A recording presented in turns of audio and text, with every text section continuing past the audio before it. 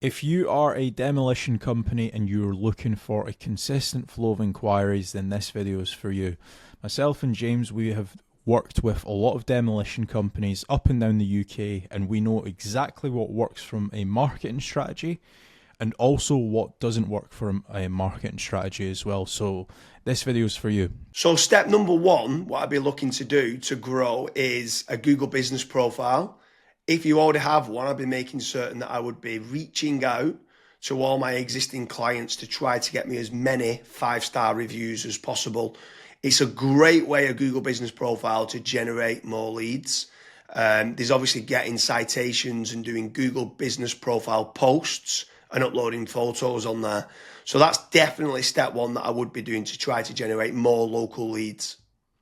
So step number two, this is kind of to bolster on to your actual Google business profile, is I would be creating dedicated service pages for each of your individual services as SEO optimized pages on your website.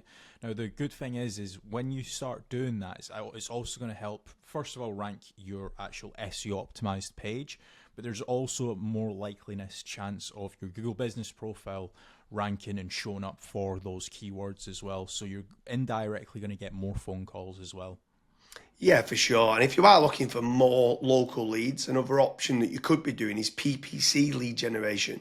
That's pay per click within Google or within Bing, where you're trying to target the bottom of the funnel keywords that can try to generate you some more inquiries. The difficult part to this is you need to make certain you do team up with a good pay-per-click agency, because there is click fraud, and there's also needing to build up like a negative keyword list, so it's not people applying for jobs like a careers kind of job. So PPC can work well, but it can, in the wrong hands, you can waste a lot of money, but it's another way of generating local leads. Yeah. And then after that, you've also got like meta ads as well. So like Facebook, Instagram, where the next time when somebody goes on to Facebook, they might be scrolling, they might see your ad. Now, there's a few different ways that you can set up Facebook ads. You've obviously got option A, which is like lead forms, which is like really easy to do. They don't even leave the Facebook platform, like they never click onto your actual website. Now, the issue with lead forms is that the quality might not be great, but you can obviously add more questions in to try and up that quality of the actual lead. Then you've also got conversion ads as well, where that actually gets sent through to your website, and then they fill out the contact form to you or on your website as well. So you've got a couple different options there that you can do. Yeah, for sure. And then another way to grow more local leads could be organic social media. So posting regularly on Facebook, on Twitter, on YouTube, on Pinterest, on Instagram. There's lots of different platforms out there that you can be trying to get there. Reddit's quite big nowadays. In Quora, it's quite big. If people have got questions and you can answer it. So organic social media is another great way to be generating more local leads for your business.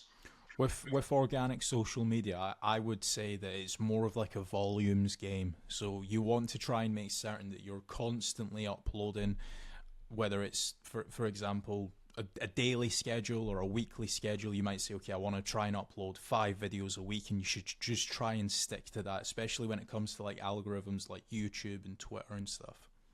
Yeah, for sure. I mean, what's your thoughts on using any sort of AI agents, if they can try to team up with someone to use like N8N to kind of automate and schedule posts on social media?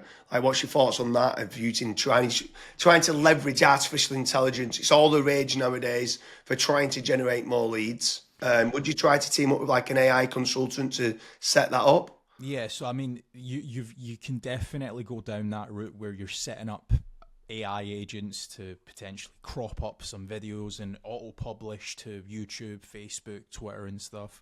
But another thing that I would also be focusing on is AI search. So a lot of people have started to kind of move away from Google. Not everyone, because there's billions of people still using it every single day, but there are slowly people starting to search in engines such as like ChatGPT, Gemini, Claude, Grok. And if your brand isn't actually showing up in any of those, you will have a little bit of an issue showing up and generating leads on those search engines as well. So that's another thing that I would be focusing on as a company. Yeah, and also if you're looking for more business leads in the local area, something else that I would definitely be looking to do is team up with some of the tradespeople websites. So you've got certain ones like Checker Trade, you've got Bark, you've got Builder, you've got Trust the Trader, you've got Rated People. All these different platforms can generate you more local leads. What I would say is making certain you're tracking your KPIs to see what return on investment that you're getting. You should be tracking not only the cost per lead, but the cost per acquisition and how much is that getting you on a return on investment. But tradespeople websites like those platforms can work very well. I would say make certain you check out the links in the description because we do quite a lot of different videos in comparing Checker Trade with FatRank or Bark with FatRank, Rated People with FatRank, Builder with FatRank. So now, obviously, I've mentioned there FatRank a few times, Kasra. Like, what's your thoughts on lead generation companies as opposed to tradespeople companies? Yeah, so with lead generation companies, I would almost say that every single lead generation company, you want to try and do your due diligence. So make certain that if you are in a specific niche, that lead generation company has actually generated leads in that industry before. I would also maybe even have like a strategy call with them and say like, okay, this is my budget, this is how many leads I ideally want, etc. To make certain that if your actual KPIs do align with that lead generation company, you also want to make certain that what type of leads are they? Are they exclusive leads? Are the leads only going through to yourself? Or are they, for example, shared leads, which that's what a lot of other lead generation tools and lead generation companies do. Like, for example, Bark and Checker Trade and stuff. Whenever myself and James have spoke to company owners that have used those services, that's one of their biggest pain points where they say, yeah, it's a shared lead and it's kind of a rat race down to the bottom of who's the cheapest, basically. So that's a couple things that I would be asking lead generation companies before partnering up with them. Yeah, for sure. I mean, if anyone is interested in generating more local leads, I strongly recommend heading over to fatrank.com, where we have a commission-based lead generation service. That means you only pay a finder's fee on converted jobs. You have nothing to pay on the pay per lead. You have nothing to pay until you get paid, until you convert that job on a pay per sale basis and you've completed the job and been paid. That's when you only have to pay fatrank.com. So head on over to fatrank.com to see whether you qualify. But I want to kind of expand a little bit further, right? So what is your thoughts on inbound lead generation versus outbound lead generation? So I always prefer inbound. The conversion rate of not just getting the lead, but the lead actually converting into a paying customer, into money coming into your business bank account is a lot higher. The last stat that I saw for that was something like 16.1% end up converting into a paying customer as opposed to 1.4% when it's a outbound lead. Yeah, that's pretty crazy. That's like a 12... But yeah, it's 12 times more conversion. Yeah, Like, it's exactly. crazy how much more conversion that is. You need to do a lot of volume for kind of outbound, whether it's cold calling or cold email or like LinkedIn Sales Navigator and stuff like that. And sometimes you just need a lot more staff to do it as well. And people sometimes don't. They're looking at the cost going, I want to generate 3 leads.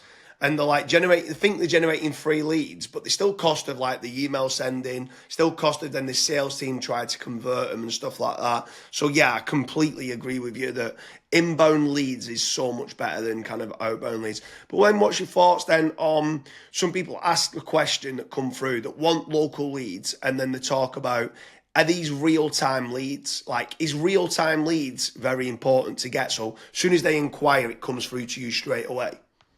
Yeah, it's very important. I think the last stat that obviously we this was internally that we saw was if you are able to get a real time lead, it converts 60% higher than was it 60 or 65%? 60, I think like 63% higher. Right. And when we got the KPIs down, it was like trying to respond in under a minute, and it was like, what? We used to think Yeah. 5 minutes was good, and then when people respond in under a minute, so inquiry comes in, can you either ring them or email them back saying thanks a lot for the inquiry, and then getting more information? Yeah, it was. Yeah, so Pretty. I mean, I'm not saying that every company needs to respond in under a minute. But there are certain things that we obviously look at FatRank when we're looking to partner up with businesses. That's one of the things that a lot of businesses they kind of fall short on, where they might be away for 5 days on holiday and they don't have somebody to pick up the leads, and we're still providing the leads. So there's all these little different nuances that we look at when we are partnering up with companies. But the best thing that I would recommend to anyone that's looking to scale their business, that's looking to get a consistent flow of high quality leads, is just fill out the form at FatRank. The team will tell you if you're the right fit or if you're not, and we'll also tell you and give you feedback why you're not the right fit and what you should do as your next steps. So I hope you like all the different lead generation strategies for a demolition company. If you are looking for more demolition leads, make sure you head on over to fatrank.com, and we will be able to start generating you more leads for demolition projects.